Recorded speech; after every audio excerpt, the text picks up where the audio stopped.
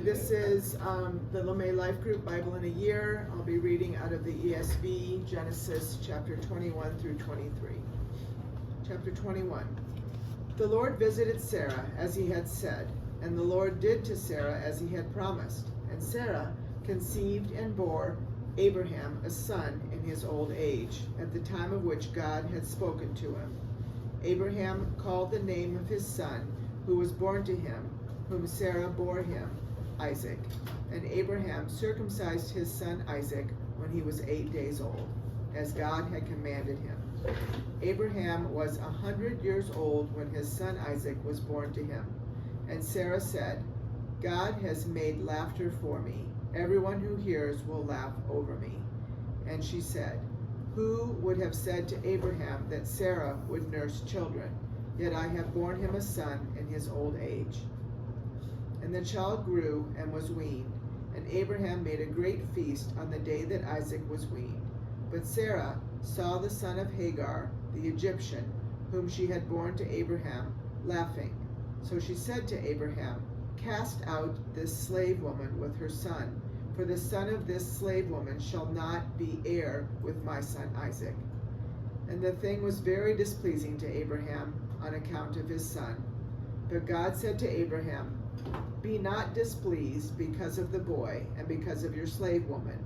Whatever Sarah says to you, do as she tells you, for through Isaac shall your offspring be named. And I will make a nation of the son of the slave woman also, because he is your offspring. So Abraham rose early in the morning and took bread and a skin of water and gave it to Hagar, putting it on her shoulder, along with the child, and sent her away. And she departed and wandered in the wilderness of Beersheba.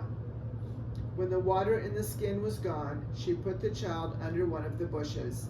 Then she went and sat down opposite him, a good way off, about the distance of a bow shot. For she said, let me not look on the death of the child. And as she sat opposite him, she lifted up her voice and wept. And God heard the voice of the boy, and the angel of God called to Hagar from heaven and said to her, what troubles you, Hagar? Fear not, for God has heard the voice of the boy where he is. Up, lift up the boy, and hold him fast with your hand, for I will make him into a great nation. Then God opened her eyes, and she saw a well of water. And she went and filled the skin with water and gave the boy a drink. And God was with the boy, and he grew up. He lived in the wilderness and became an expert with the bow. He lived in the wilderness of Paran, and his mother took a wife for him from the land of Egypt. At that time, Abimelech and Phicol, the commander of his army, said to Abraham, God is with you in all that you do. Now, therefore, swear to me here by God that you will not deal falsely with me or with my descendants or with my posterity, but as I have dealt kindly with you, so you will deal with me and with the land where you have sojourned. And Abraham said, I will swear. When Abraham reproved Abimelech about a well of water that Abimelech's servants had seized, Abimelech said, I do not know who has done this thing. You did not tell me, and I have not heard of it until today. So Abraham took sheep and oxen and gave them to Abimelech, and the two men made a covenant. Abraham set 7 ewe lambs of the flock apart, and Abimelech said to Abraham, what is the meaning of these 7 ewe lambs that you have set apart? He said, these 7 ewe lambs you will take from my hand, that this may be a witness for me that I dug this well. Therefore, that place was called Beersheba, because there both of them swore an oath. So they made a covenant at Beersheba. Then Abimelech and Phicol, the commander of his army, rose up and returned to the land of the Philistines. Abraham planted a tamarisk tree in Beersheba and called there on the name of the Lord, the everlasting God. And Abraham sojourned many days in the land of the Philistines. Chapter 22. After these things, God tested Abraham and said to him, Abraham. And he said, Here I am. And he said, Take your son, your only son, Isaac, whom you love, and go to the land of Moriah, and offer him there as a burnt offering on one of the mountains of which I shall tell you. So Abraham rose early in the morning, saddled his donkey, and took 2 of his young men with him, and his son Isaac. And he cut the wood for the burnt offering, and arose and went to the place of which God had told him. On the 3rd day, Abraham lifted up his eyes and saw the place from afar. Then Abraham said to his young men, Stay here with the donkey. I and the boy will go over there and worship and come again to you. And Abraham took the wood of the burnt offering and said, and laid it on Isaac his son. And he took in his hand the fire and the knife. So they went both of them together. And Isaac said to his father Abraham, My father. And he said, Here I am, my son. He said, Behold, the fire and the wood, but where is the lamb for a burnt offering? Abraham said, God will provide for himself the lamb for a burnt offering, my son. So they went both of them together.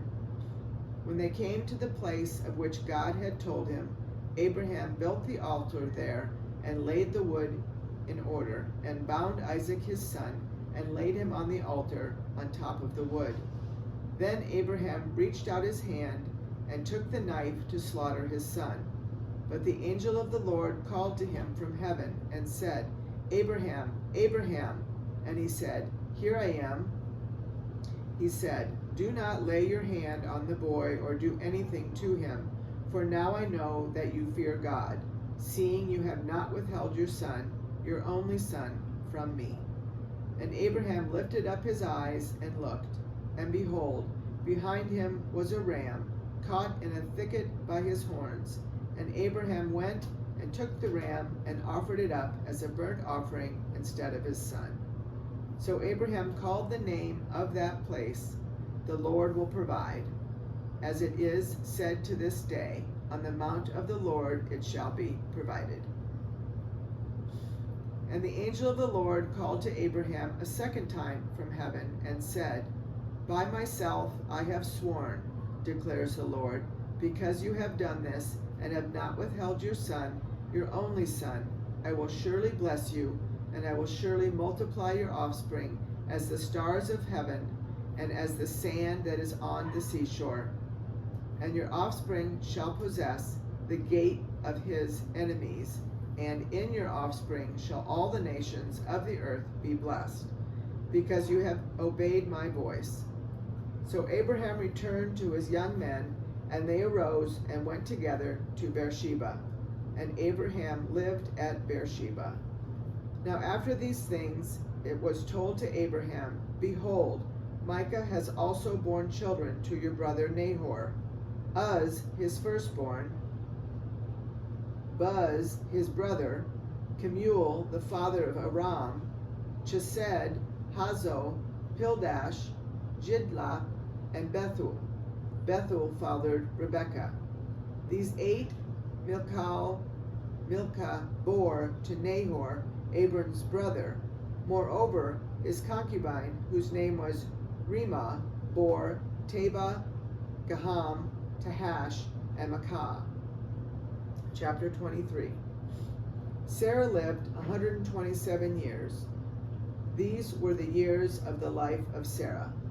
And Sarah died at Hebron in the land of Canaan. And Abraham went in to mourn for Sarah and to weep for her. And Abraham rose up from before his dead and said to the Hittites, I am a sojourner and a foreigner among you. Give me property among you for a burying place, that I may bury my dead out of my sight. The Hittites answered Abraham, Hear us, my lord, you are a prince of God among us. Bury your dead in the choicest of our tombs. None of us will withhold from you his tomb to hinder you from burying your dead." Abraham rose and bowed to the Hittites, the people of the land, and he said to them, "If you are willing that I should bury my dead out of my sight, hear me and entreat for me Ephron, the son of Zohar, that he may give me the cave of Machpelah, which he owns. It is at the end of his field. For the full price, let him give it to me in your presence as property for a burying place." Now Ephron was sitting among the Hittites, and Ephron the Hittite answered Abraham in the hearing of the Hittites, of all who went in at the gate of his city, "No, my lord, hear me. I give you the field, and I give you the cave that is in it. In the sight of the sons of my people I give it to you. Bury your dead." Then Abraham bowed down before the people of the land, and he said to Ephron in the hearing of the people of the land, "But if you will hear me, I give the price of the field. Accept it from me, that I may bury my dead there." Ephron answered Abraham, "My lord, listen to me. A piece of land worth 400 shekels of silver. What is that between you and me? Bury your dead."